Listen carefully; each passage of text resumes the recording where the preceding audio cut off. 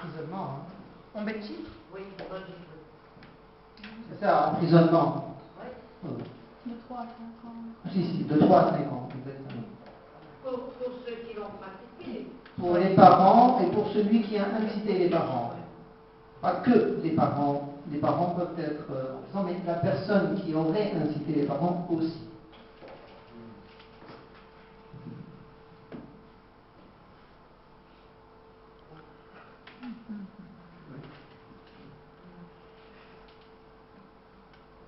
Je voudrais savoir si vous pouvez me répondre à Visée ou dans sa région, est-ce qu'il y a beaucoup de femmes exilées?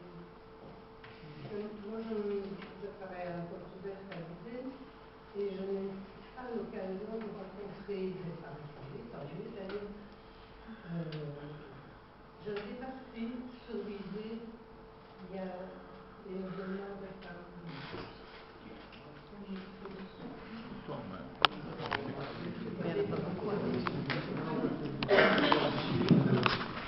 Alors sur Visée spécifiquement, je n'aurais pas raison parce qu'on ne travaille pas du tout dans ce secteur-là. Maintenant, Visée, c'est quand même pas très loin. En Belgique, Liège est la 3e ville la plus concernée par les mutilations, après Bruxelles et Anvers. Donc il y a quand même beaucoup de femmes concernées. On rencontre beaucoup de femmes d'origine guinéenne, somalienne, érythréenne et djiboutienne. C'est les 4 origines qu'on trouve le plus au planning familial. Maintenant, à Visée spécifiquement, j'imagine qu'il doit en avoir, c'est sûr. Verviers aussi, beaucoup, donc dans les 2 plus grandes villes. Voilà. Je ne saurais pas aller plus loin dans le détail au niveau de Visée. Il faudrait peut-être voir s'il y a des services, il doit sûrement exister peut-être un service pour migrants sur Visée ou quelque chose comme ça, et voir avec eux quelles sont les origines. Mais des dames concernées, il y en a, ça c'est sûr.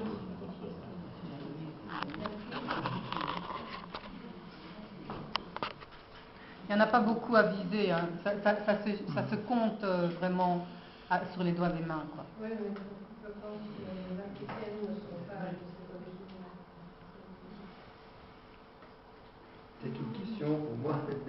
Je voulais vous demander si, au niveau du gouvernement belge et des accords et des relations qu'ils ont avec les pays que vous venez de citer, est-ce qu'il y a au niveau du ministre des Affaires étrangères et des Affaires de santé, je veux dire, est-ce qu'il y a une implication au niveau de ces pays pour essayer de leur faire modifier, pas quelque chose qui est dans la loi, hein, mais enfin vous avez quand même dit que dans certains pays, la loi l'autorise, elle le dit expressément, donc c'est pas quelque chose que l'on interdirait, non, elle dit que l'on peut le faire. Est-ce qu'il y a des actions de la Belgique et de l'Europe peut-être à ce niveau-là? Est-ce qu'il y a des moyens de pression, je vais dire, et si oui, est-ce qu'ils commencent à porter leur fruit ou pas?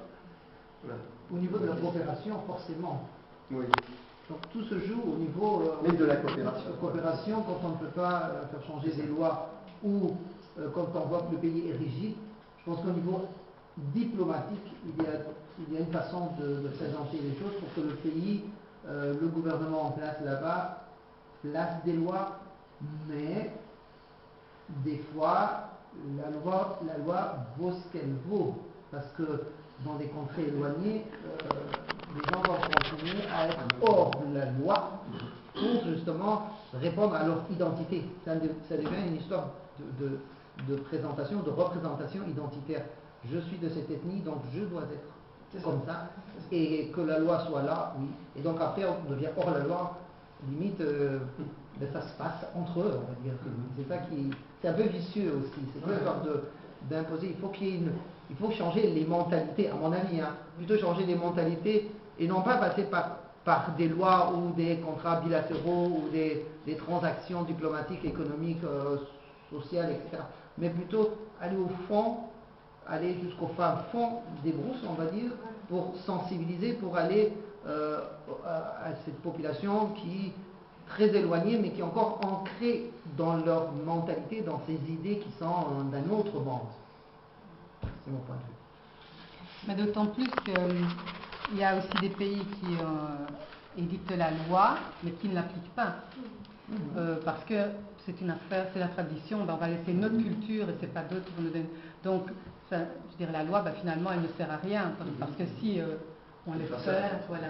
Et plus tous ceux qui sont carrément hors la loi, dans le sens où il y a des exemples, par exemple au Burkina, où des ethnies, des gens de village, si les exciseuses sont en prison, ont été saccagés la prison, le commissariat, etc., pour mettre les exciseuses en liberté. Et ça, on le trouve dans beaucoup de pays, même au Bangladesh, etc. Mais dans nos pratiques aussi, quand on veut défendre quelque chose parce qu'on y croit, c'est facile, quoi. Donc, et puis alors, il y a aussi des lois. Le Mali avait commencé d'abord par mettre une loi qui obligeait, si on voulait faire une excision, à passer par l'hôpital, donc comme l'Égypte le faisait. Donc, sous prétexte que ça se faisait de la manière la moins mauvaise, dans des endroits avec des médecins, etc.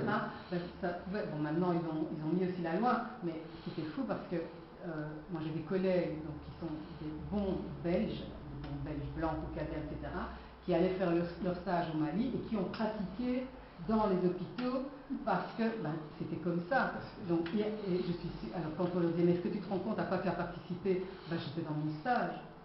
Donc ça veut dire que, monsieur qui posait la question, comment est-ce qu'on a mis tellement de temps pour la loi, même monsieur et madame tout le monde ici, ils ne réalisent pas nécessairement ce que ça représente au nom de ça va être bien fait. Donc, oui, c'est comme le petit juif qui est circoncis, je vais dire, alors qu'en Belgique, il y avait des gens qui étaient circoncis, mais pour des raisons médicales, je vais dire, et d'hygiène, et qui faisaient que, voilà.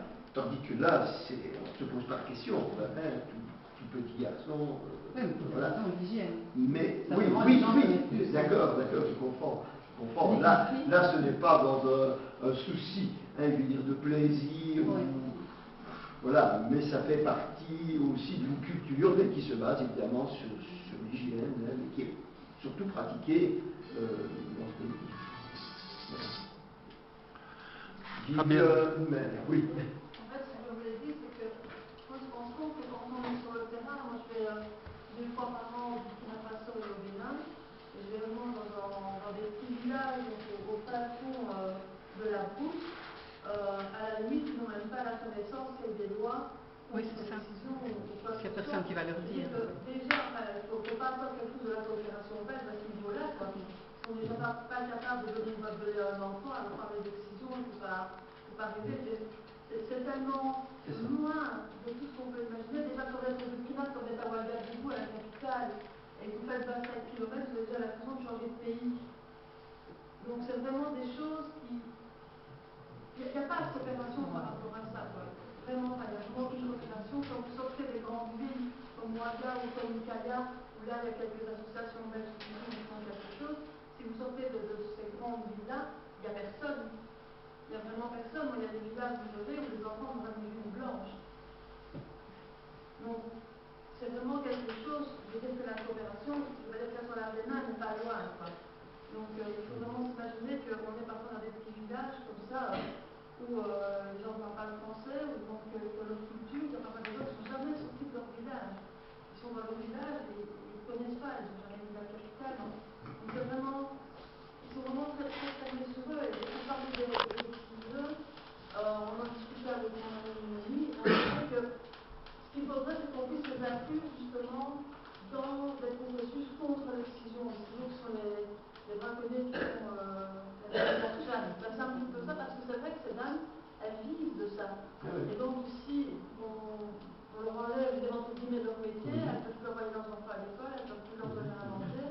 Donc, il faudrait que ces dames soient mises dans des programmes contre l'excision et expliquer ce que c'est. Et on parle d'hygiène, quand vous avez des villages, l'hygiène est pratiquement inexistante. Je veux dire, vous pouvez aller voir là-bas, on vit tout le temps sur de la tête battue, on ne le rentre pas tout le temps. Nous rencontrons des gros problèmes d'hygiène, des abcès, des spécificités pour les enfants. Vous imaginez que quand on parle de l'excision, donc voilà, mais ça, au niveau de la coopération, je peux vous assurer qu'il n'y a rien à ce niveau-là. Et ça, ce n'est pas prêt de changer parce qu'on est dans un mouvement comme ça, avec tout ce qui concerne, sous-entendu, exclusivement les femmes, où on voit bien que l'argent sort difficilement et qu'on est de plus en plus avec des pays qui sont dans un retour où, tant pis, quoi, les femmes n'ont qu'à se débrouiller, etc. Et je veux dire, le mouvement de Trump, de Donald Trump, de supprimer l'argent pour tous les ONG qui soutiendraient la contraception, l'avortement, etc., ça fait partie aussi de tout ça. Lui, les MGF, n'en parlons même pas, c'est des barbares. Et on sent qu'il y a des gens aussi ici qui disent la même chose, c'est leur affaire, du moment que ça ne nous concerne pas. Donc c'est leur affaire, ça ne permet pas non plus évidemment de faire évoluer les choses.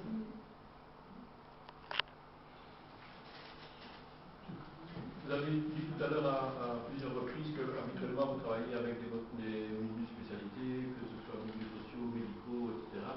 Nous, notre but en organisant cette soirée, c'est d'apporter à nos concitoyens un peu d'informations. Je crois que c'est fait. Maintenant, qu'est-ce que vous pouvez attendre de nous en retour? Moi, je crois que ce qu'on attend de vous en retour, c'est un petit peu ce que nous faisons. Ouais, bon, c'est pas grave, j'ai parlé sans micro. Donc, ce qu'on attend. Oui, ce qu'on attend de vous, il ne marche pas quand même. Voilà, il marche. Voilà, ce qu'on attend donc de vous, c'est simplement d'avoir enregistré que les mutilations génitales féminines, ça existe. Vous en avez appris quelque chose aujourd'hui, pas tout. Il y a des brochures qui existent, il y a des sites internet, il y a beaucoup de choses qui existent. Je suppose que vous avez tous un ordinateur. Maintenant, tout le monde a un ordinateur, ou en tout cas un bazar téléphonique qui permet de lire internet, Facebook et tout ce que vous voulez dessus. Donc là, il y a moyen de se renseigner, de voir ceux qui sont actifs, que ce soit le GAMS qui possède un site magnifiquement bien fait, que ce soit la page de nos amis ici du planning FPS, sur le site du planning FPS, et d'autres associations. Maintenant, tout le monde a des sites, et notre association, notre collectif, a aussi un site avec tous les renseignements possibles et imaginables, des liens vers des sites un peu partout, comme le lien vers le site de notre ami Fabienne qui vient de parler. Et bon, l'essentiel pour nous, c'est qu'on en parle. C'est que les gens s'aperçoivent que les mutilations génitales féminines, ce n'est pas rien qu'un film avec Waris Davy, qui a fait un très beau film qui s'appelle Fleur du désert. C'est beau, mais ce n'est pas suffisant. Il faut contacter, il faut sensibiliser tous les gens de la rue, le CMA, tout le monde, à ce qui est une réalité qui va devenir, hélas, une réalité qui va de plus en plus nous concerner du fait de la mondialisation. Bon, c'est normal qu'on accueille des gens ici qui fuient leur pays, ou dans certains pays. Quand on parle par exemple d'un pays, on parle beaucoup de l'Afrique, mais savez-vous qu'au Kurdistan, les mutilations génitales féminines existent aussi. Savez-vous qu'en Indonésie, non seulement elles existent, elles étaient interdites par la loi, et le mouvement islamique est très important dans ce pays, a fait que la loi a changé, que maintenant, à nouveau, les mutilations sont autorisées, et que 99% des petites filles en Indonésie sont excisées. C'est des choses qu'on apprend, et c'est ainsi que, par exemple, comme on cite souvent le nombre de femmes excisées qui vivent dans le monde. On en était à un certain moment à 150 millions, puis on est passé à 200 millions maintenant, parce qu'on s'est aperçu qu'il y avait l'Indonésie, on s'est aperçu aussi qu'il y avait des femmes qui étaient ici théoriquement en sécurité, mais qui pratiquement sont encore excisées. On a eu le cas d'excisions qui sont passées en France, on en a parlé, des excisions, on sait qu'il y en a eu en Hollande. Certains disent qu'il y en avait eu en Belgique, mais on n'a jamais su vérifier avec les associations que nous avons. Mais nous n'avons que des petites associations. Quand je vois le mouvement Intact, qui est une association de juristes, ils fonctionnent avec des maigres subsides et ils ont des juristes pour toute la Belgique et ils ne savent pas faire grand-chose avec ça. Je signale que toutes ces associations travaillent également avec des autorités officielles de l'État. Il y a quand même des concertations qui existent avec le parquet, au niveau de Liège en tout cas, avec la police fédérale. Il y a toute une série de personnes qui se voient régulièrement. Je suis allé avec Gaël récemment à Bruxelles où il y avait des membres de la police fédérale, donc une réunion des stratégies concertées contre les mutilations génitales féminines. Alors voilà. Alors, il faut dire aussi que mutilation génitale féminine, c'est un terme que nous utilisons chez nous, mais en France, ça s'appelle les mutilations sexuelles féminines. Alors, quand vous cherchez MSF sur un moteur de recherche, vous tombez sur Médecins sans frontières partout. Quand vous cherchez MGF, là, vous tombez souvent sur des sites de la voiture MG.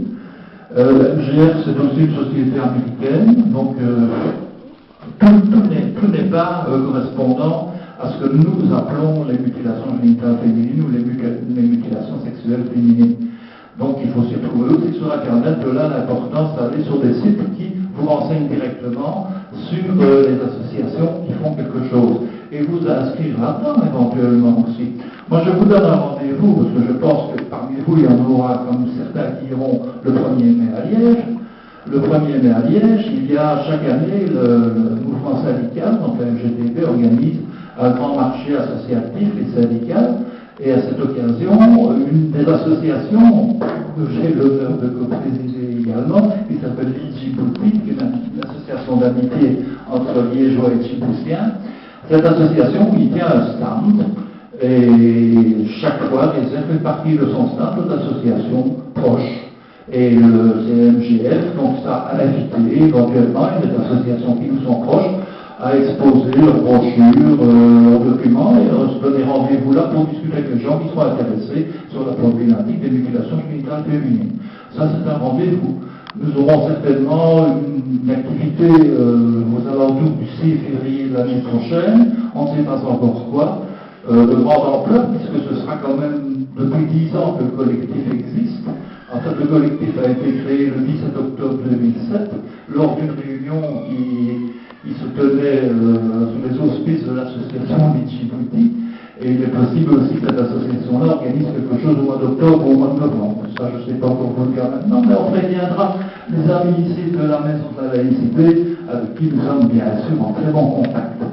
Voilà, j'espère. Est-ce que vous avez encore d'autres questions? Oui, voilà quelqu'un qui pose.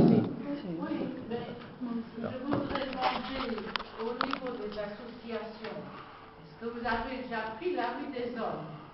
Est-ce que les hommes, ça les arrange d'avoir des femmes excisées? Ils ne préfèrent pas les femmes entières. Je réponds au nom des hommes. Maintenant, je réponds en mon nom propre, particulièrement. Bien sûr que non. On ne voudrait pas avoir une femme excisée. Mais dans certaines contrées, les enfants, très tôt, très jeunes, sont excisés. Au mariage, l'homme a 7 femmes qu'on lui présente. Première hypothèse. Deuxième hypothèse, l'homme doit avoir 7 femmes parce que, selon la tradition, elle est pure.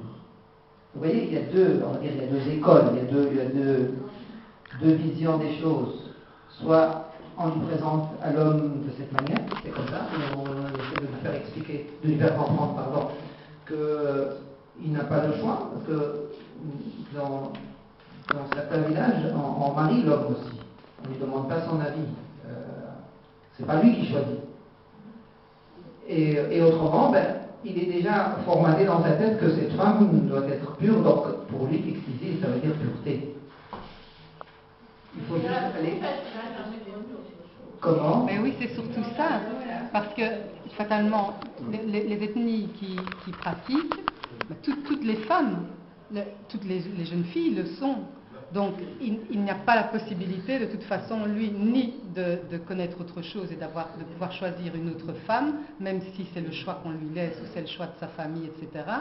Mais en même temps, comme il ne sait pas ce que c'est une femme, puisque on ne va pas lui montrer d'abord une femme non excisée puis une femme excisée, la seule image qu'il a, c'est le type de traitement qu'on fait sur le sexe de la femme qu'on lui présente.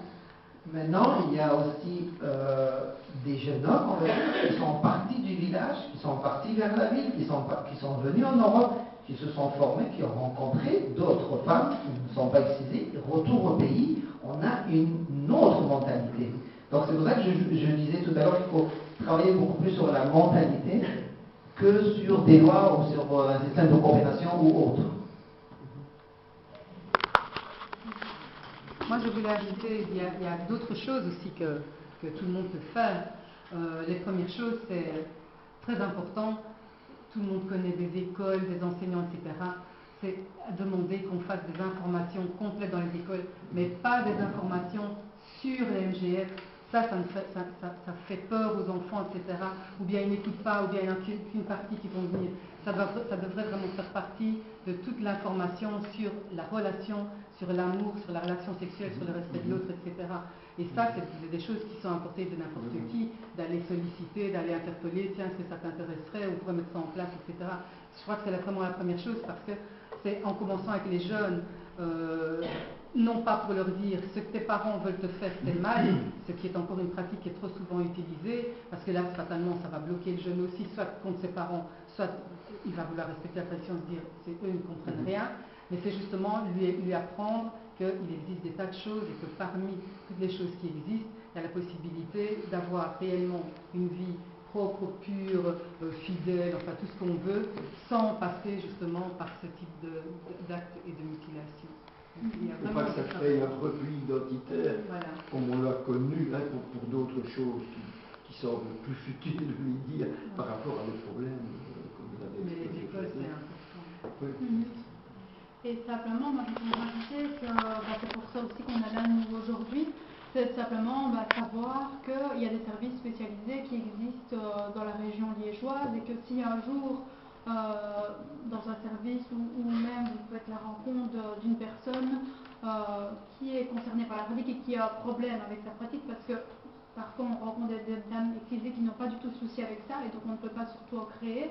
Mais voilà, si jamais il y avait une difficulté ou en tant que professionnel on voudrait être plus outillé, il existe aussi des outils comme le kit MGF ou le kit des bonnes pratiques qui existent, où on pourrait nous aussi aller rencontrer des équipes professionnelles pour discuter avec elles et comment gérer cette situation avec une famille ou l'autre. Voilà, savoir qu'il y a des services spécialisés qui existent et qu'il y a des choses qui se mettent en place dans notre région. Et pour enchérir ce que M.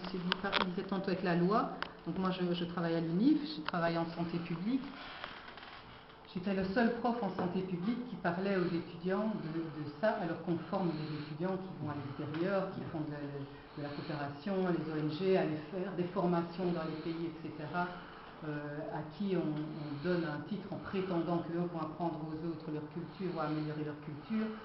Et comme anthropologue, parce que je travaille sur la sexualité, ça allait, mais j'étais étonnée que dans mes collègues, même les gynécos, etc., du moment qu'il n'y avait pas une demande des étudiants, on ne leur apprenait pas. Mais alors ils sont dans leur pratique, ils sont là à la citadelle, et puis ils ont devant eux une femme qui va accoucher, et qu'est-ce que je dois faire parce qu'ils se rendent compte qu'il y a une cicatrice épouvantable, que l'enfant va s'étouffer, et qu'est-ce qu'on doit faire après aussi. Donc aujourd'hui, tous ceux qui ont un rapport au médical devraient automatiquement avoir dans leur cours au moins une information, peut-être pas une formation complète, mais une information. Donc la même chose, si vous connaissez les médecins, les gens, etc., vous pouvez aussi pousser, ou bien je me dis, la population peut très bien pousser aussi le gouvernement, la communauté française, etc., à mettre ça dans les programmes. On est tous parents ou grands-parents, et je veux dire, il y a des collectifs de parents dans les écoles, les associations, c'est aussi, je pense, une filière qui peut être activée, et c'est pas parce qu'on le demande une fois et qu'on vous a répondu non qu'il ne faut pas peur de demander. Voilà. Oui, madame. Je vais poser une question au docteur Amouret. Il est parti. J'aimerais bien vous savoir si effectivement il avait été, quand il travaillait pour Médecins sans frontières, s'il avait été contrôlé par ses problèmes. Non, il a dit non. Il a dit non avant que... Ah, oui. Même en Afrique, il n'avait jamais été concerné. Non, il n'avait jamais été concerné. Madame, oui. Vous avez employé le mot pureté, vous venez de l'employer.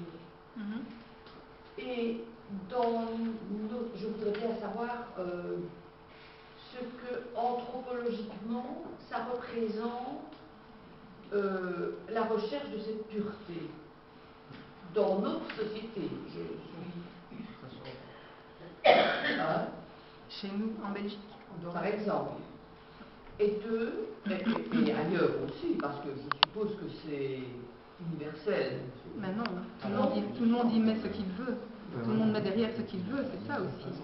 Il y a des gens qui utilisent pureté pour fidélité, par exemple. Il y a des gens qui utilisent pureté pour féminine et pas touché par le masculin. Donc, je vous disais, la clitoridectomie. Il y a des gens qui utilisent pureté pour innocence et virginité. C'est pour non touché. Rester pure, une sainte par exemple, le terme pureté religieusement du point de vue des saintes catholiques, c'est une femme qui n'a jamais été touchée par l'homme, mais qui s'est offerte à Dieu. Donc ça veut dire qu'elle va être pure. Et du coup, qu'est-ce que c'est l'impur? Et l'impur nous apprend aussi sur ce que c'est le pur. Une femme impure, ça peut être une femme infidèle, ça peut être aussi une femme qui manque d'hygiène, ou une femme qui a eu plusieurs expériences avant d'être avec son mari. Donc d'une culture à l'autre, et même presque d'une famille à l'autre, le terme pureté recouvre vraiment des choses très variables. Ce qu'on remarque, c'est qu'effectivement, le motif pureté, le prétexte, bon, si je dis prétexte, je les insulte, la raison pureté ou la cause pureté est un des termes qui est utilisé pour justifier le fait de continuer dans certaines ethnies les excisions, par exemple. Pour qu'une femme soit pure, ça veut dire quoi une femme pure? C'est une femme excisée. Oui, mais ça veut dire pure de quoi? Ben, elle est excisée.